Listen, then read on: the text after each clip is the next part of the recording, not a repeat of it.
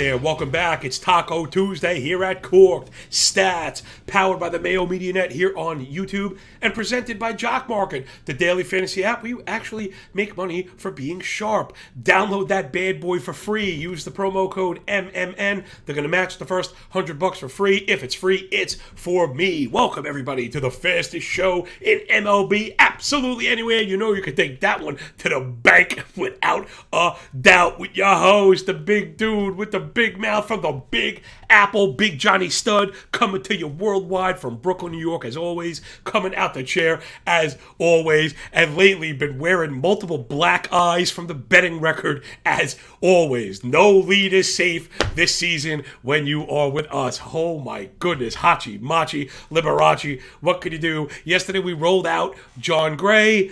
Of course, Cedric Mullins tucks a leadoff home run right inside the foul pole. It's okay. Gray settles down, gets out of it. Turns out he's hurt. That game spins out of control. We have the Tigers and Tariq Skubal at plus 125. They are cruising. Skubal looks awesome. They're up 2-0, and Skubal gets hurt. He leaves the game. We all know what's happened lately to us when we're up late in games by multiple runs. It gets tied, and then we lose. The Tigers even got out of a jam in the 9th to take the lead in the 10th to still lose by multiple runs. I've been going over these things. What can you do? Our one-run record is despicable. Can't hide that. Such is life in the big city, and all you can do is lower your risk, and if you don't like it, you can't take the heat. You got to get out the kitchen.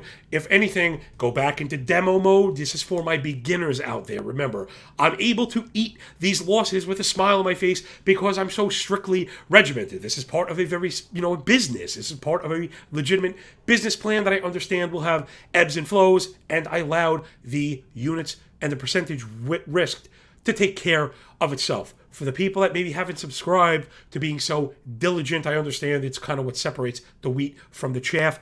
What matters the most is lower the risk. If you're worried about losing, it means you're betting too much. Bottom line, if you're worried about winning, you're probably betting too much as well. Shut it down. If you're really beat up, if you're starting to get emotional and you want to tweet at people screaming or ball players, you're doing it wrong.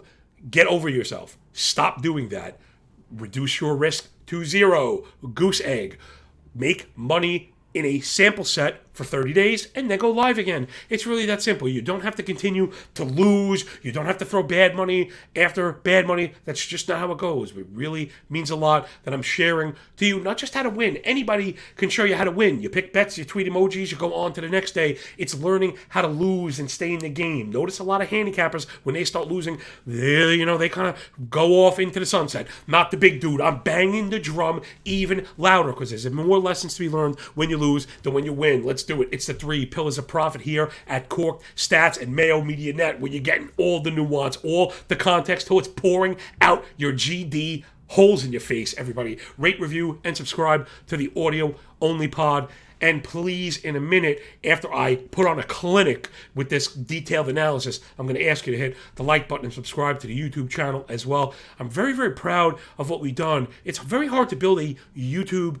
subscriber base, especially mid-season, and it's undeniable. The totals are there, the comments are there, the interaction is there. Really do appreciate you as we kind of turn the corner on this season. Again, people are losing focus, getting into football. Well, guess what? I'm getting into football, and we're not losing focus. That show, if you want, is on fantasy football picks and bets. I had Ian Hartitz on, then Chris Meany, and then yesterday, the other day it came out, I did a NFL best ball draft, flew through, nobody covers it like me, tons of strategy, all that stuff. Enough of that. Let's get into this. It's the 8-2 stack attacker. Let's bring it back, baby.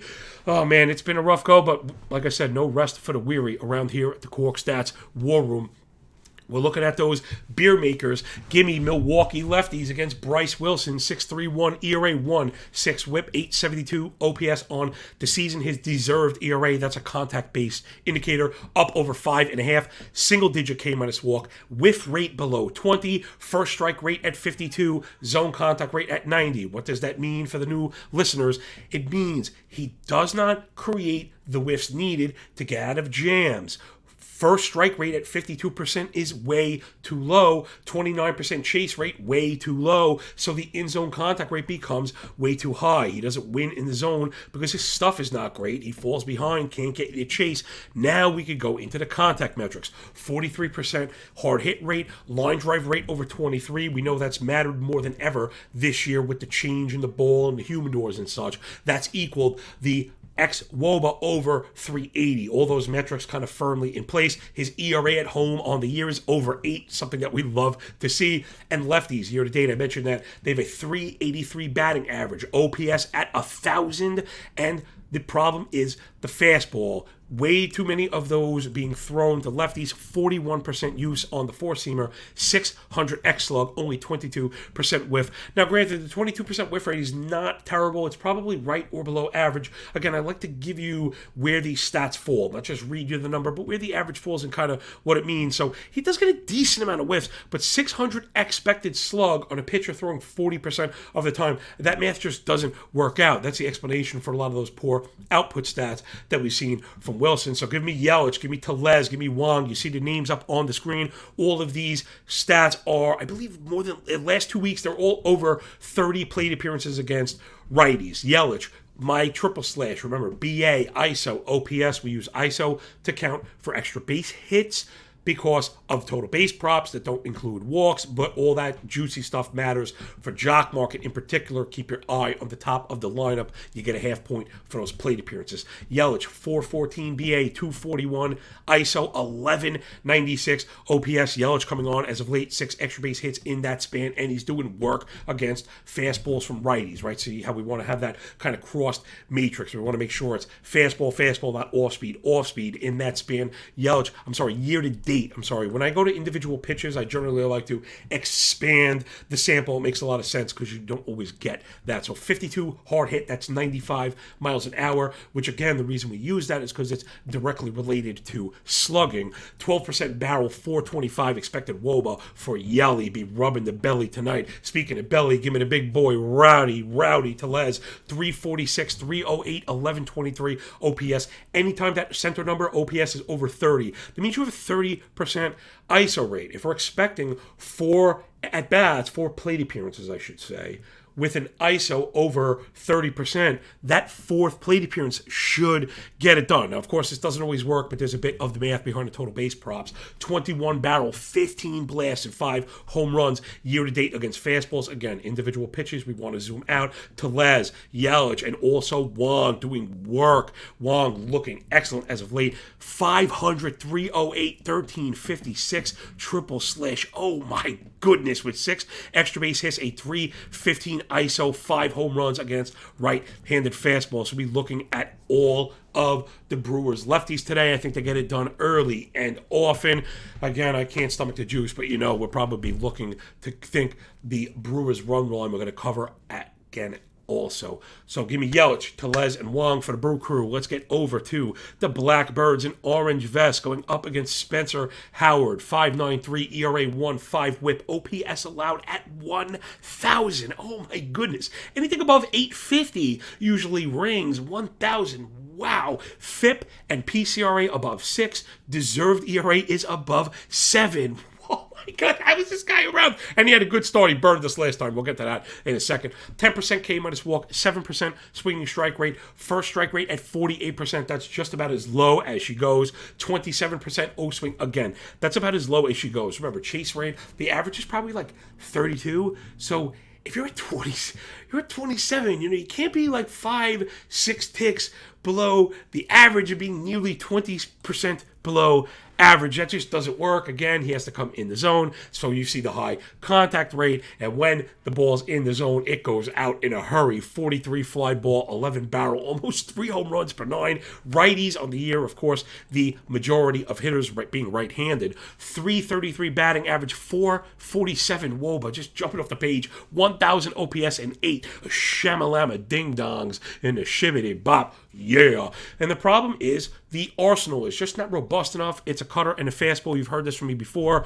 91% use between the two pitches. So all he throws are fastballs. 550 X slug for the bin. 16% whiff rate, entirely too low, and 8 home runs on the year. Now, last time I did mention he burned us. He went 5, gave up none. But it was against the Angels. We probably should have known better. When they go in the tank, they just circle the toilet and need a mercy flush. So what's the opposite of buying the dip? We're going to sell the rip. I ain't buying what Howard is selling.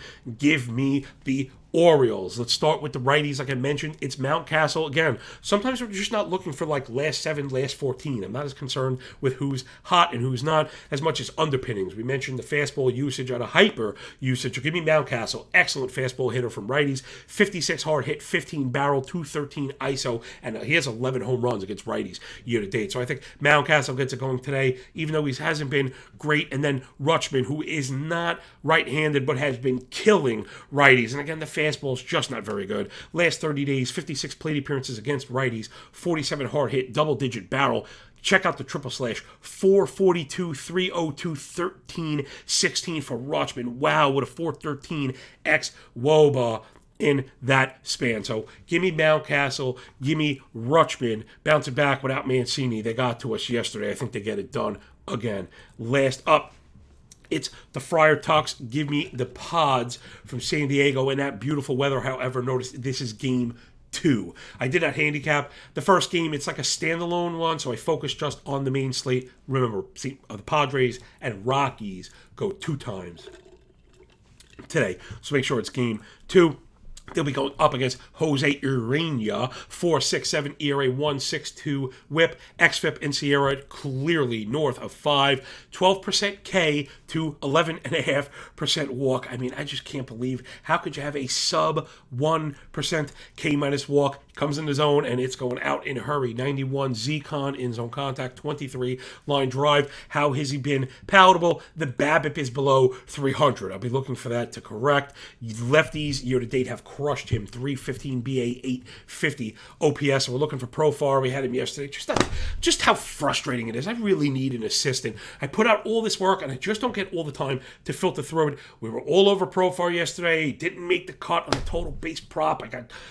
I don't know. I got befuddled, whatever word I'm looking for to describe how stupid I am sometimes. And of course, he led off the game with a home run. We had Profar just jumping off the page. He was part of the stack attack. I rolled him out everywhere yesterday except in total base props, and that was an easy clear for him. Profar looking excellent last 21 days against righties, 368, 526, 1323. Profar's been awesome. Remember, he is like the spike player. So you really don't wait for him. You just get on board, and then once he whiffs 5 times in a game, you just will get off. And then we want to look at Jake, the Snake, Cronenworth, looking excellent in the last 60 days. 145 plate appearances against righties, 293, 228, 916 OPS, 17 extra base hits. He's an extra base hit machine, loving the real estate out there. So give me the Pods. So it's Brewers, Orioles, and Padres. That's your stacker tacker, brought to you by Jock Market. And I hope that really felt like, we brought the heat. I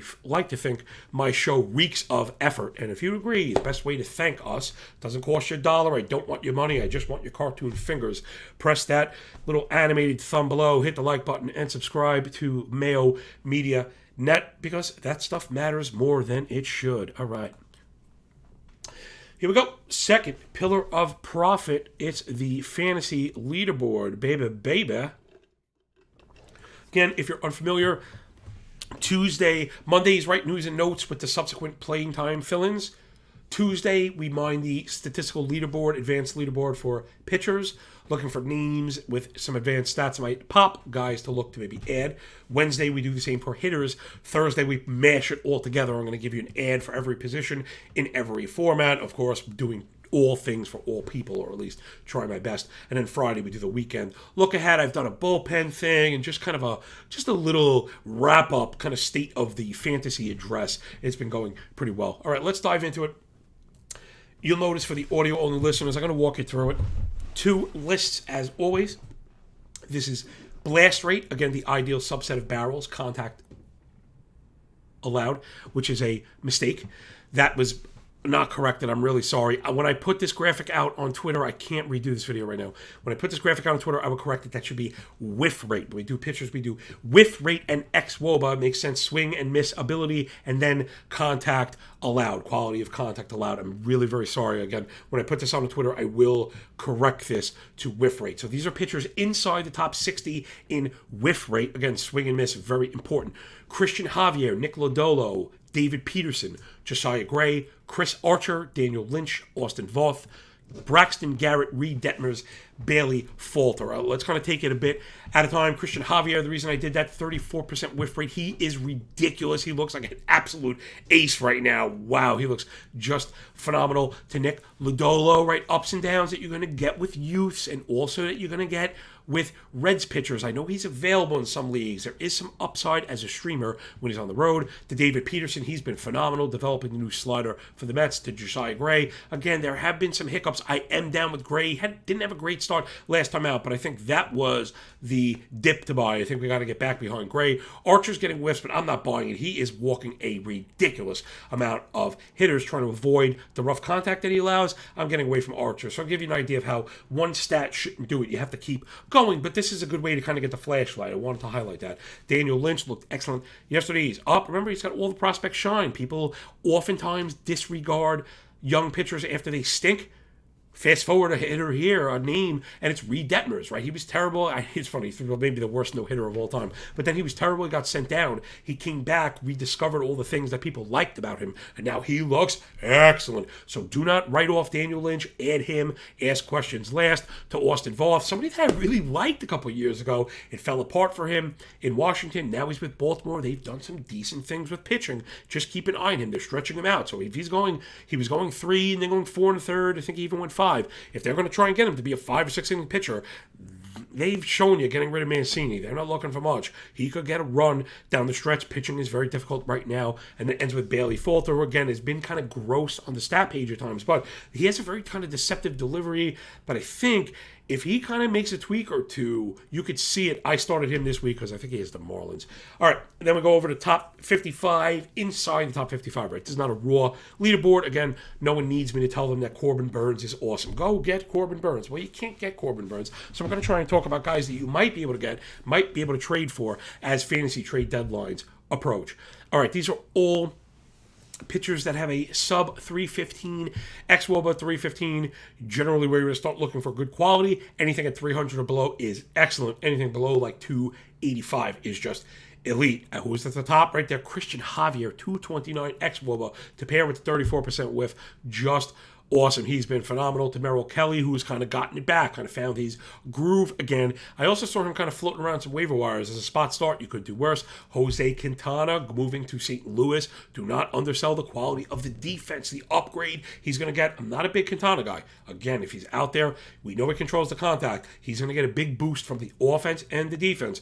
Quintana is not a cut, right? Things are actually looking brighter for him. To Josiah Gray, pairing that 31.9% whiff rate with a sub 300 xwOBA. Yes, it was a rough go from last time out. Josiah Gray is very good. I think the dynasty prospects for him are insanely high. Be looking to add Gray everywhere. To Keegan Thompson, David Peterson to wrap up the sub 300 guys. Peterson again to go with that whiff rate. Anybody on both lists is probably an add automatically. Guy like Braxton Garrett on both lists. He's had some up and downs as far as results. That's fine. That's the best time to go get somebody.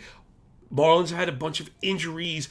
Curious to see how this will play out, right? They just got Luzardo back. They're looking to get Cabrera back. Garrett could end up on the outside looking in, but he hasn't yet, so I think you definitely have to circle him. To Carter Crawford for Boston Red Sox, I think he's very good. Ranger Suarez has turned it on lately, and Daniel Lynch again on both of these lists. So they're just a couple pitchers, again, that pitching is very tough this year.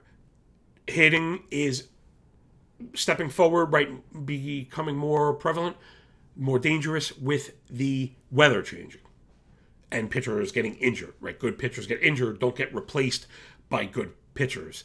And hitters that get replaced by closer to replacement level hitters, or sometimes even better, right? Because sometimes it's like an old dud goes down and end up bringing up a stud. And, look, the Braves end up with Michael Harris, and now they take off. So just keep an eye on this. This is a good way to get with lesser known players. Look at these advanced stats, time sorting them, because again, it's worked really well. So when something works, I'm just going to stick with it. 2 of 3 pillars of profit in the bag. Meatloaf would say 2 out of 3 ain't bad. All right, let's do the bets. I'm just I'm just fretting having to post bets every day. What is my favorite thing to do on the planet Earth? Bet on baseball. It's just been such a rough go thinking that people are losing, tailing me, and we're just getting smoked. A lot of the caps are excellent. You go back and review. We've had late leads, multi-run leads, suffering from errors that also happened to Gray yesterday. Texas kicking the ball around, then he got hurt. It's just, we can't get out of our own way. The variance has been terrible. And then it was funny, I saw a tweet that explained a bit of it. I actually retweeted it about this being the worst season for underdog betting in baseball in like 7 years. So that's the length, that's beyond the length of my career. It probably explains why I haven't lost up until this year. You know, we bet dogs around here, and the market has kind of sharpened to my F5 schematics, my strategy, how I was taking such advantage of the books for so many years, taking advantage of those F5 money lines that were being mispriced early on and eating a lot of pushes, moving up on the wins. They've now priced us out of into oblivion with those, and then we used to shift to the F5 run line, then they juiced those into oblivion. I mean oblivion, meaning I used to get F5 run lines, we have to cover a single run. Same thing, I always had the same parameters, but I would get them at minus 125, minus 120, which you could get for a great pitcher, you know, in a great spot. Now they're minus 180. I'm just not going to pay minus 180 for Corbin Burns to need a run ahead. We all know how crazy, wacky baseball is. All right, let's skip ahead to the total bases because we already did the analysis. Adley Rutschman is a man on fire right now. Loving that. I also posted and subsequently missed my first hit parlay yesterday. I bet it because I bet everything that I recommend. But the reason why this now is his first looks, everybody, is because, in particular, with total base props, you gotta get the calculus, right? All the stuff we talk about. We want the odds. We want the lineup placement. We want everything. We didn't get the lineup placement because Seager was down. I mentioned that during the show. We need to keep an eye on that. Seager came back, and if Garcia, right, if we knew Seager was in, Garcia wouldn't have been projected to bat second or third like he had been. He'd be projected to bat sixth or seventh, and that might have thrown us off. It turned out they lost. They got the ninth frame regardless, but we didn't know that. So I would have backed away from that, even though I do kind of think I like the hit props. I don't want to say no matter what, but like batting seventh, I don't want. Just let not be greedy because the pricing is not that great. So missed it, but again, I think it's worth, especially with those kind of plays, when we're reaching a bit, right? When we're looking for edge, we're like looking for lineup spots, we're looking to take advantage of these scenarios where maybe not everyone is as sharp to the daily machinations. And, you know, of course, we got the old thumb in the eye. All right, so Adley Rutschman, killing it. I love the plus 125, digging the price. We laid out all of the work. I just think he covers that one easily. And remember, Baltimore on the road, so we're going to get the ninth frame. Rutschman pretty much solidified into the number 2 hole. So we're going to get the extra at bat. I think we're going to get this one with ease. And again, I'm not buying that Howard Garbaggio he was trying to sell us last time. All right, next up, let's get Atlanta. We're going to get the money line, the run line, cover up that 1.5. There's another one. God knows what the money line is. Absolutely ridiculous. You just can't pay that in this economy. Phillies are rolling out Nick Nelson, who hasn't been terrible, but his walk rate up over 11, the chase rate down below 28, the line drive rate up over 26. That's a lot of red flags for an opener, especially considering Phillies are not great behind that. In fact, one of the people we might have been thinking about, Bailey Falter, is scheduled to start already. So I don't know where the Phillies are going to go with these arms. And I think even if the Braves don't get to Nelson, you're going to get a hodgepodge of Phillies relievers, which stink. stink in the first place, right? I mean, the Phillies are one of the teams whose tier A bullpens we don't mind going after, right? Hand and Nebel and Dominguez are not really striking fear into anybody. Who is going to fill the third, the fourth, the fifth, the sixth, and the seventh against the Braves, going up against Spencer Strider, who's been awesome. 2.91 ERA, 102 WHIP, 525 OPS, FIP at 217, deserved ERA at 2.1, 37K to 9.5 walk. Now, granted, the walk a touch high, but 27.5% came on his walk, 15 swinging strike, 30 CSW, 34 whiff, just unreal. In-zone contact rate down at 78. Now, there is the flip side of the in-zone contact rates that we go after. Right when you hear Howard, 90% in-zone contact, Urania, 90% in-zone contact. The flip side of that is Strider, 78%. He could beat you in the zone, so that is what matters. A pitcher that could fall behind and know you know it's coming, he knows it's coming, and you're still going to have a hard time getting it. The problem with a guy like Howard, Urania, if they fall behind because they're not crisp, then they're really in trouble. That's why some of those starts just go off the rails so incredibly quick. Love what I see from Strider. He's limited hard contact, hard hit rate, 31%, BIS, home run rate, down around a half a home run per nine. His expected WOBA on the season, remember I laid it out, anything below 280, his is 270. Spencer Strider is a GOAT right now. Atlanta looking really hot. They are excellent, and I don't think they swing the bats great, but they've been winning. I think there's an offensive game coming for the Bravos. Get those choppers ready. And then next up, this one I'm going to take. I have to begin to practice what I preach. I'm not tired of you people winning. I'm very happy when people take my work and win, and nothing makes me happier, even more so than myself winning. I have already bet professionally, and when I needed to feed my family to bet, I did it for 2 years in a row and succeeded. And now I'm lucky enough to have other small businesses and income streams where I don't need to really bet professionally. I still bet at a high level because it's kind of one of the things that I do. It's one of my small businesses, but it's not something that I rely on anymore to keep the lights on. So seeing other people win is probably even better than winning myself. Where am I going with this? And when I run the F5 model, again, let's stop for 1 second. Press the like button down below. Subscribe to the channel and follow me on Twitter at MLB Moving AVG. And when you're there, tag the big man, the man behind all of this madness is Patty Mayo at the PME. Let him know how good of a job we are doing up in the piece, because without him there's no me, without me there's no tools. We put out implied team totals, starting pitcher ranks. I run the algo, grade the games, we grade the hitters, put out jock market plays with pricing. There's a key and a daily parlay, pretty much every single thing you could possibly ask for. And when I run the F5 model, again, here's a bit of history about myself. I never, ever bet overs before. This is the first year I've ever bet overs. I don't bet overs, and if you followed my work, you know that. I've always thought overs were stupid. There's a reason they're listed at minus 110, because you can't get edge. So I'm not saying it doesn't mean you can't play it, but I used to avoid them because I had edge in the F5 moneyline market like I described, so I had no reason to chase. I'm not a chaser. I'm a disciplined bettor. Remember, 10% loss needs an 11% gain to get it back, right? You have 100, you lose 10, you're at 90. You need 11 to get back, not 10. So no bet better than a bad bet. When I run the algo, I still am kind of reticent. I can be gun shy, trigger shy of pulling it on overs. But when the model rings at anything over 0.9, everything's scaled on like a plus to minus 1. Anything at 0.9 over is an over, 0.9 under is like a must play. We had it yesterday. I ignored it because when I went in for my own analysis, I just didn't see it. It was Cleveland and Minnesota. I just didn't really see it. That game, it was, 8 runs scored through the third or something like that. And I start getting DMs. Ding, ding, ding, ding. Model hits again. Algo we trust. And the algo we trust. This thing is ridiculous. And I'm like, I didn't play it. I didn't post it. Because again, sometimes you just get in my own way. It's not about not trusting my own work. There's so much going on. I'm spinning so many bowls and doing so much stuff that, things fall into the blind spot. So let's get on Detroit and Minnesota, I guess, once more. F505, Matt Manning coming off the IL, of course. That's exactly where we want to go.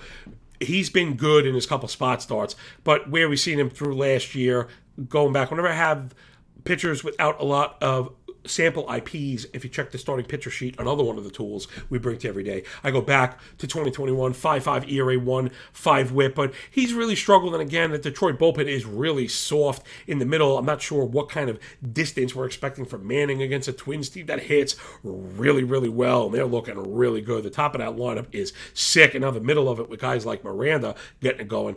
I think Manning is going to be in trouble, and even if he's good, I doubt he'll be efficient. And once we get to the third or the fourth, I think that second/third time through, Minnesota going to go to work. And then up against Chris Archer, I just not buying it. 4 ERA, 1.3 whip, please. XFIP, Sierra, and PCRA all above 5. The walk rate over 12. I just can't get behind this guy. Chase rate at 26. I don't know. Hard hit rate over 40. Expected WOBA over 360. I don't know, man. I'm having a hard time again. I'm having a hard time backing Archer. I just don't see it. I think he has 6 walks in each 2 of his last 3 games. So not like 6 walks total. He has 6 walks. Detroit offense has been kind of stinky. I do think they'll get up off the mat today. Remember, offense in baseball, very hard to predict day to day. It's not about perpetuity, right? We don't, they stunk the last 3 days, are going to stink tomorrow. There's blips within the flat lines and vice versa. In fact, I think trying to chase the most recent data is the toughest, and this is not even data back. It's just the way it is. If a team scores 12, I feel like they're less likely to score 12 again. If they score 0, especially if it's a good offense, I expect them to score a couple. There's a little caveman analysis for you. So give me Detroit and Minnesota, F5 over 4.5. I think either one of these pitchers could give up 5 alone. So give me 3-2, Minnesota 3, Detroit through 5. We're going to cast this one easily. So let's wrap that up. It's the Braves to cover up the run line, minus 115. T-Grays and the Twinkies over 4.5, F5. And Adley Rutschman goes over his total base prop at a juicy plus 125. And that will do it from all of us here at Mayo Media Net. Love you much. Thank you so much for spending your precious time with us. I put in so much work that I hope you feel like I do respect it a ton. I mean, I really can't treat it any better than I treat my own. Please download the Jock Market app. Those numbers are what will keep this show going. Promise you that. Believe me. Download it. Use the promo code to get the free $100. MMN is that code. Rate, review, and subscribe. Press the cartoon finger if you thought I brought that smoke. Check me out on Twitter, and I'll see you in the Jock Market streets. Peace, everybody. And remember, when you work this hard, if there's a lot less like luck, yo.